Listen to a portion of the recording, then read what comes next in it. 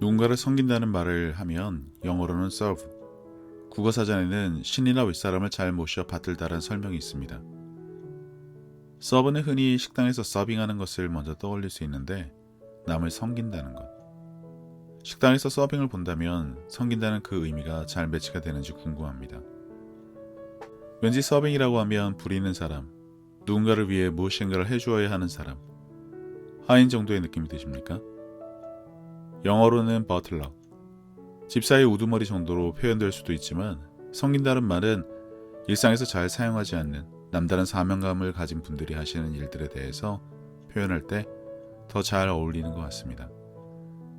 보통 누군가를 섬긴다고 하면 정말 존경하고 모시고 싶은 마음에 섬긴다고 할 수 있고, 나에게 떨어질 재정적이나 사회적인 이득을 노리고 섬기는 경우가 흔하다고 볼 수 있습니다.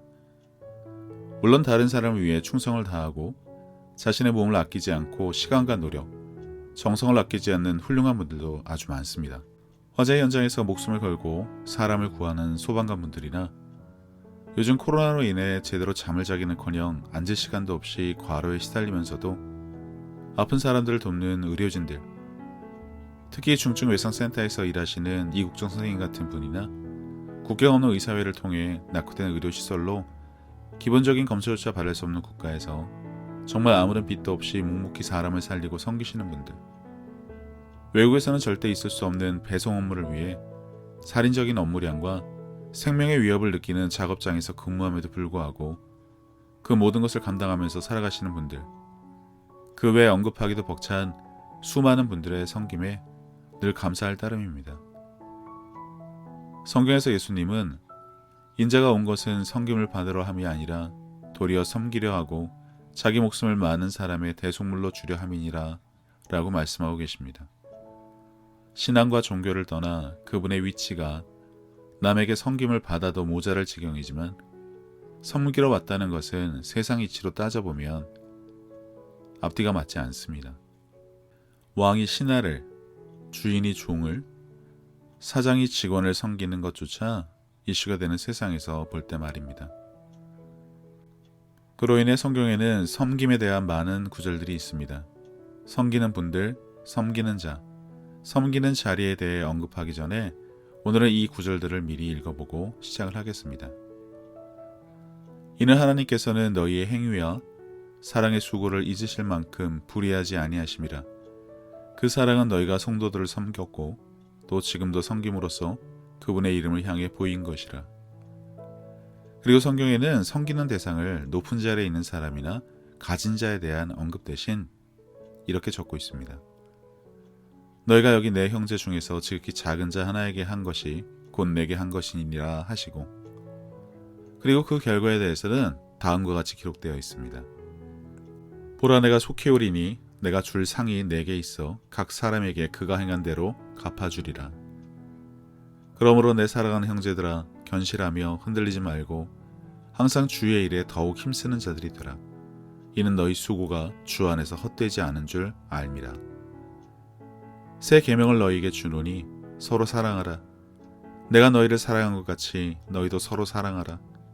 너희가 서로 사랑하면 이로써 모든 사람이 너희가 내 제자인 줄 알리라. 즉 섬기는 삶을 살면 그분은 결코 그것을 잊지 않겠다고 기록되어 있습니다. 종교와 신앙을 떠나 다른 사람을 돕거나 섬기는 일을 하면 세상에서의 상, 보람과 금전적인 것도 기대할 수 있지만 하나님으로부터의 상도 있을 것이라는 것입니다. 살면서 보험도 여러 개를 들고 적금도 다다익선으로 알고 아끼고 모으는 판에 섬기는 일을 하면 일거양득의 삶을 살 수 있다는 것. 그렇다면 섬기는 일을 마다할 이유가 없지 않을까요? 도덕적으로 좋은 평판을 얻을 수 있고 존경받고 자부심으로 살 수 있는 것에 생각하지도 못한 또 다른 상이 있다는 것. 그것만 기억해 두시고 다음 이야기로 넘어가겠습니다. 성경에서 사랑과 섬김에 대한 대표적인 예는 선한 사마리아인에 대한 이야기인데, 사전에는 장벽을 허무는 사랑이라며 아래와 같이 정리되어 있었습니다. 예수의 가장 유명한 비유로 여기에 나오는 선한 사마리아인이라는 말은 남을 위해 노력하는 사람을 가리키는 일상적인 표현이 되었다. 예수가 내 이웃을 내 자신과 같이 사랑하라고 말하자 유대인 교사는 내 이웃이 누구이니까? 라고 물었다. 이때 예수의 비유가 시작된다. 길을 가던 사람이 강도를 만나 가진 것을 빼앗기고 심한 상처를 입었다. 신앙심이 깊은 두 사람, 사제와 레위인은 모른 채 하며 지나쳐버린다. 그때 사마리아인이 다친 사람의 상처를 싸매고 주막으로 데려가 주인에게 그 사람을 돌봐주라면서 돈까지 준다. 예수의 이야기를 들은 사람들은 쇠망치로 머리를 맞은 기분이었을 것이다. 유대인은 사마리아인을 경멸하고 이교도 하층민으로 천시했기 때문이다. 예수는 이야기를 마치고 물었다. 내 생각에는 이 세 사람 중에 누가 강도 만난 자의 이웃이 되겠느냐? 대답은 명백했다. 자비를 베푼 자니이다. 예수는 다시 말했다. 가서 너도 이와 같이 하라. 겉으로 성직자라고 하는 사람들은 강도를 만난 사람을 외면했지만 지나가던 사마리아인은 생전 처음 보는 사람을 돕기 위해 몇백만 원을 선뜻 지불했습니다. 그 당시 화폐의 가치에 대해서는 영상 설명에 간단히 올려두겠습니다. 길에서 남을 도와주는 것을 주의해야 한다는 불신이 만연한 요즘에는 있을 수 없는 일이겠지만 여기서 봐야 할 것은 그들이 무엇을 더 급하고 중요하게 생각했는지를 봐야 할 것입니다. 어쩌면 예배를 드리러 가는 도중이라 그것이 더 중요하기 때문에 사랑을 베풀어야 하는 일에 관심을 두지 않은 성직자라는 자와 아마도 교회는 다니지 않더라도 그런 자를 돌본 사람, 하나님은 과연 누구를 보고 칭찬을 하실까요? 어린이 성경 공부 시간은 아니더라도 답은 뻔히 나와 있습니다.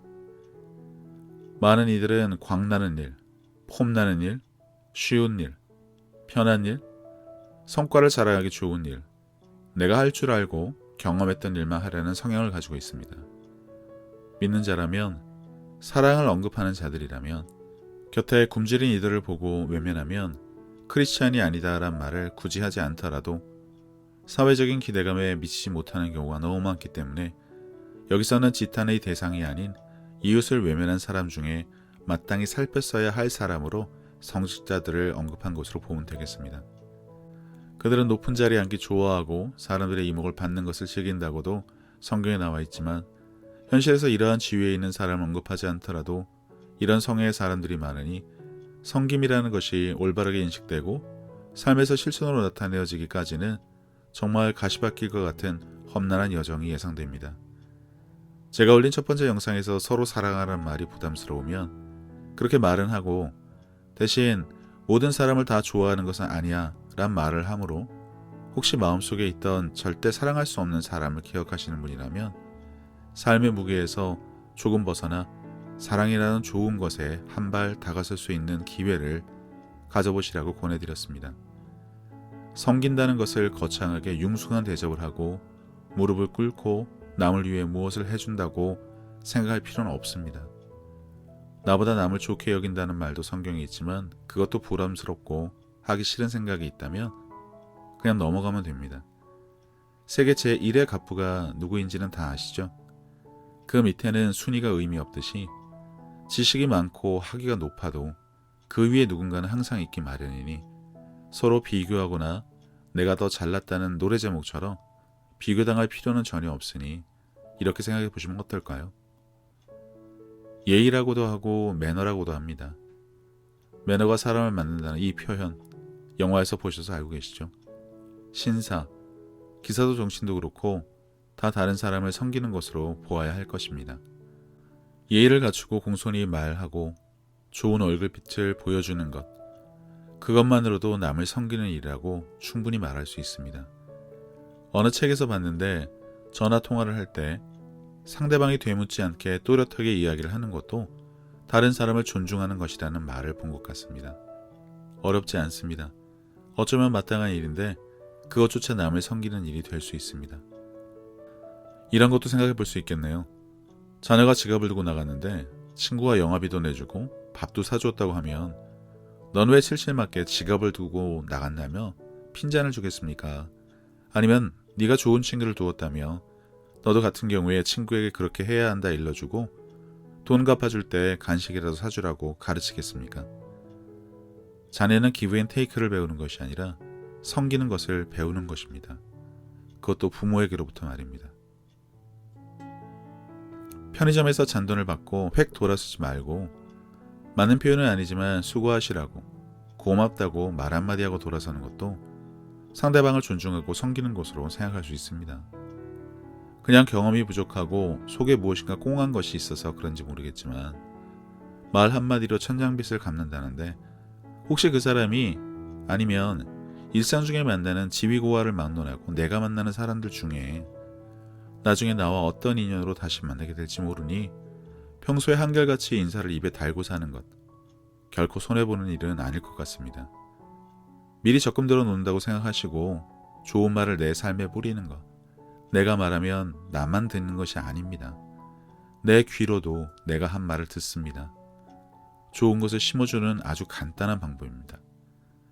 자기계발서나 동기부여 책을 봐도 5분을 갖고 무엇을 하라, 습관을 바꿔라 등 수백 가지 책에도 이런 말은 언급되어 있습니다.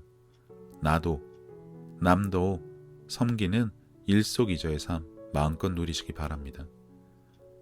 직장에서 상사를 섬기고 부하 직원을 사랑하며 맡은 일에는 책임을 다하는 생활이 좋은 평판과 승진과도 직결된다는 것 잘 아실 것입니다. 내게 득이 되니까 하는 삶을 살아가기를 멈추시고 마땅히 섬겨야 할 나의 가족, 친구, 직장 동료, 이웃과 생활권에서 만나는 모든 이들에게 섬긴다는 것이 아직은 좀 낯설고 불편하고 왠지 내가 밑에 있는 것 같은 생각이 든다면 친절을 베풀기로 작정하고 조금씩 내 안에 있는 좋은 것을 그들에게 풀어나가 보세요.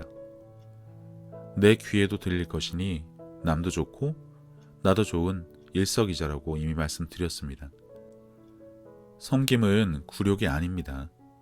그렇게 생각한다면 원래의 뜻을 잘못 알고 있고 그런 일을 겪었던 것 같은데 받은 대로 갚을 생각으로 살아가지 않으시기 바랍니다. 가끔 길에서 힘든 사람들 도와주는 청소년들을 지금도 보곤 합니다.